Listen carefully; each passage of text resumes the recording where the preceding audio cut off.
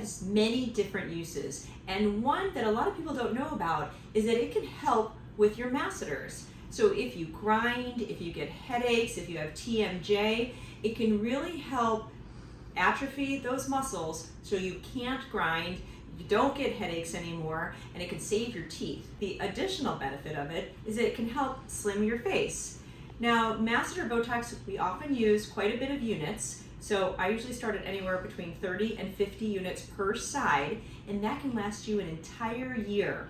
But it does kick in a little bit longer. So whereas normally Botox might kick in within the first couple weeks here, it might take a whole month for it to kick in for your masseters. And it might take a little bit longer for you to see that slimming effect, but it is beautiful. So if you have any of those conditions, or you simply want to slim your face and triangulate your face to help bring back that triangle of youth, try Botox in your masseters.